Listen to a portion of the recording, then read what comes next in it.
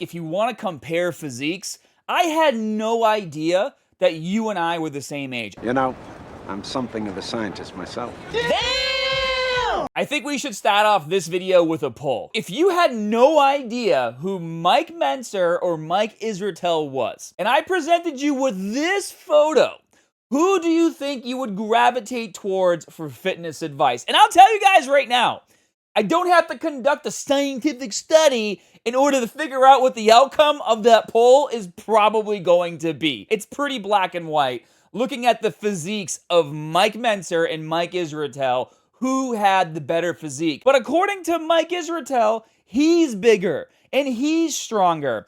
And the ego on this guy, oh my gosh, I had no idea it was this bad. I was watching this video from Zerk Fitness going over this interview that Johnny Streves was doing with Mike.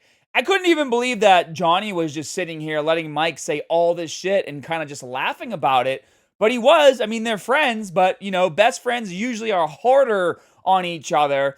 There was no pushback. It was literally letting Mike say whatever he thought, pumping up his own ego. And in his mind, Mike Israetel truly believes that he has a better physique than Mike Mentzer. Let's hear what he had to say. It made sense. The reason that people getting Mike Mentzer, as far as I can tell, is a few things. One, he had a cool mustache.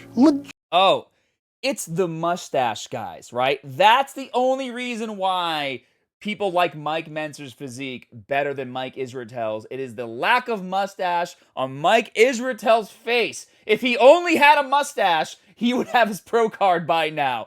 Has nothing to do with the chiseled chest, the tight waist, the lat spread, the big arms, the proportions, the Greek statue physique that Mike Mentzer was able to build on his outdated information, according to Mike Israetel, has nothing to do with any of that. It's quite literally, if we had this photo and we stuck a mustache on Mike Israetel, that poll that I had you guys do earlier would instantly shift to everybody wanting to take fitness advice from the guy on the left versus the guy on the right. I mean, come on, dude. How insane is your ego? Your ego is out of control. It's okay to look in a mirror and recognize that people are bigger than you and stronger than you and more ripped than you. In fact, no matter how big and ripped and strong you are, there will always be someone else that comes out being bigger, more ripped, and stronger than you. That's just life. But that's the part of life that keeps us competitive. That's the part of life that helps us push our limits, recognizing that other people are in better shape than us and stronger than us, so we go to the gym to train harder to become better than them. It's called having a rival, and it's a good thing. But in your head, like, the wires are so crossed, bro. Even Dorian Yates had to come out and talk about the subject. Let's hear what he had to say. Okay, I guess I'm Mike's friend. He's not here. So, Dr. Mike, first of all, I hope that you're being like tongue-in-cheek, kind of humorous. Otherwise, I fear either for your eyesight or your mental health. Because obviously, your physique's nowhere near Mike Mentzer, even with all the PEDs that you're taking, that you estimate will take 10 years off your life.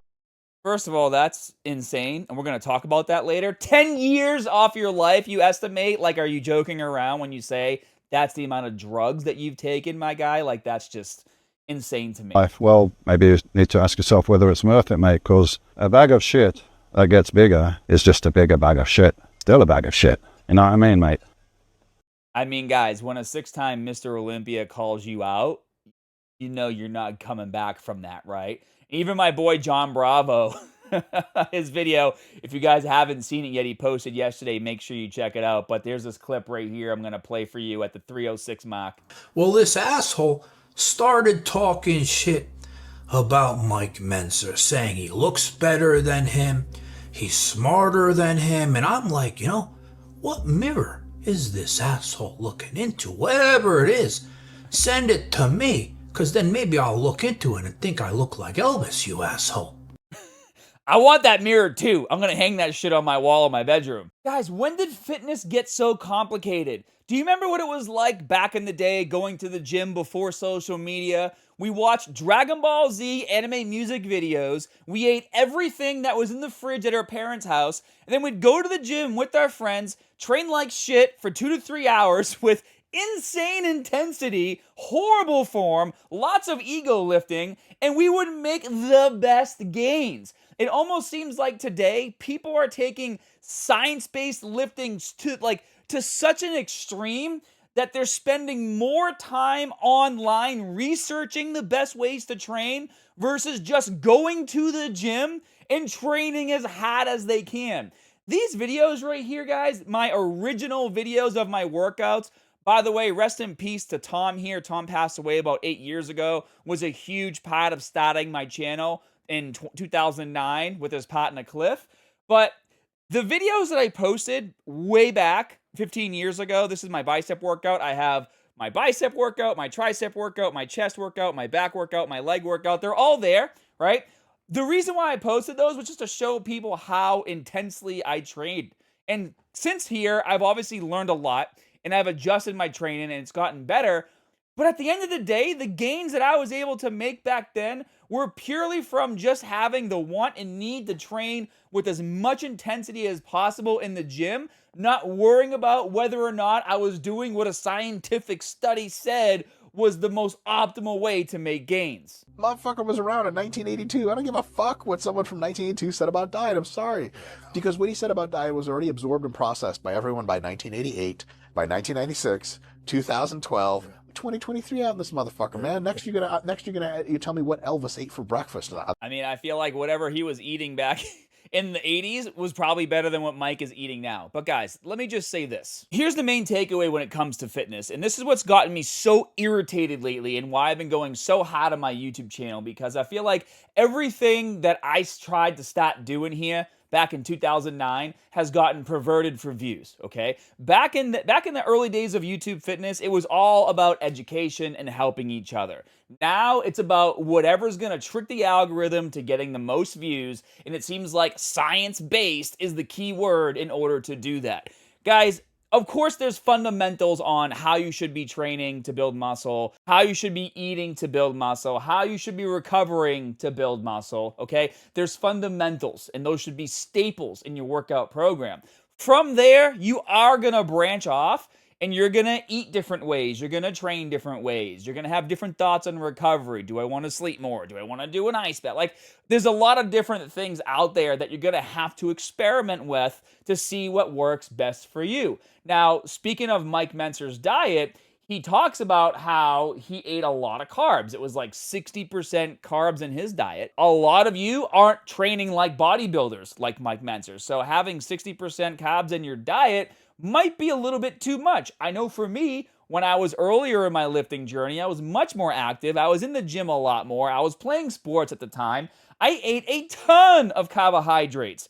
Now, I actually focus more on a high protein diet because I'm just not as active. So sure, a lot of things that he said, it was for his way of training on top of his own experiences. And you need to start relating fitness to your experience and your lifestyle. An example of different ways to train is my drop set training. And this was my staple. In fact, I literally went to the Arnold and the Olympia shows for 13 years straight, and I raised an entire generation on doing heavy-ass drop sets as a part of their training. And this was a staple for me. This is how I trained my entire life. It's still how I even train now and how I get the best results and feel my strongest when I go to the gym.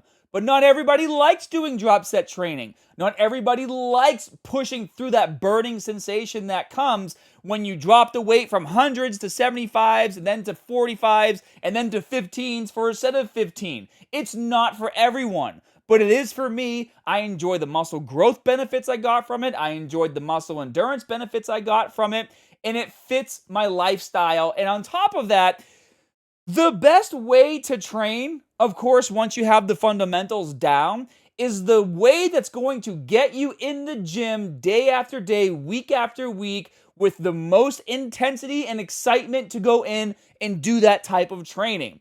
For example, if you told me that for the next 6 months I had to do a push-pull leg routine, I would not be excited about that. I would hate training that way. I have trained that way in the past. I've made programs around push-pull legs. I've taught myself the benefits of those programs. I just do not enjoy training that way. If you said, hey, Scott, for the next 6 months, you have to do an upper-lower split, I would not enjoy that training. I would do it, I would still see results, but I would not have fun doing it, and I probably wouldn't see the same kind of results that I would have if I just went back to the way that I enjoy training, which is doing drop sets on the first set of every exercise that I do, and I prefer bro splits. I like training one body part a week, and if I feel like I have a lagging body part, then I'll train that body part twice a week to try to advance my gains in that area. It's not complicated, but we've made it complicated to get more views on YouTube. And one last thing before I end this video, Mike, if you want to compare physiques, I had no idea that you and I were the same age. I thought you were much older than me. But when I posted this photo on my birthday last week, quite a few people commented that you and I are the same age. And if this is what abusing PEDs is going to give you in terms of results, and I'm not a dick, so I took a more recent photo of how you look now, because obviously you've been training pretty hard and you've been getting pretty lean, right?